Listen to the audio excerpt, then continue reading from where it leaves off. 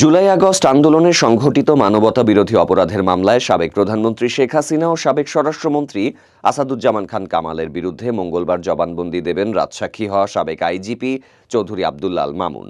আন্তর্জাতিক অপরাধ ট্রাইব্যুনাল একের চেয়ারম্যান বিচারপতি মোহাম্মদ গোলাম মর্তুজা মজুমদারের নেতৃত্বাধীন বিচারিক প্যানেলে ক্যামেরা ট্রায়ালে সাক্ষ্য দেবেন তিনি, এমন তথ্য জানিয়েছে প্রসিকিউশন সূত্র। এর আগে 10 জুলাই ট্রাইব্যুনালে চৌধুরী আব্দুল্লাহ আল মামুন স্বপ্রণোদিত হয়ে রাজসাক্ষী হতে চান এবং নিজের দায় স্বীকার করেন।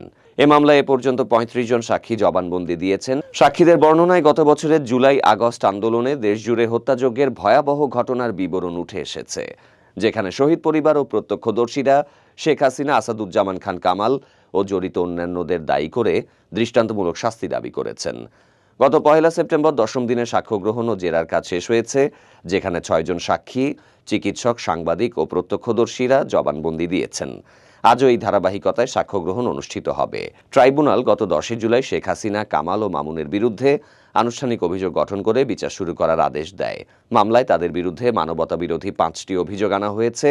আনুষ্ঠানিক অভিযোগপত্রে মোট ৮,৭৪৭ পৃষ্ঠার, যার মধ্যে তথ্যসূত্র ২,০১৮ পৃষ্ঠা, জব্দ তালিকা ও দালিলিক প্রমাণাদি ৪,০০৫ পৃষ্ঠা এবং শহীদদের তালিকার বিবরণ ২,৭২৪ পৃষ্ঠা। সাক্ষী হিসেবে রয়েছেন ৮১ জন। গত ১২ মে চিফ প্রসিকিউটরের কাছে প্রতিবেদন জমা দিয়েছে ট্রাইব্যুনালের তদন্ত সংস্থা।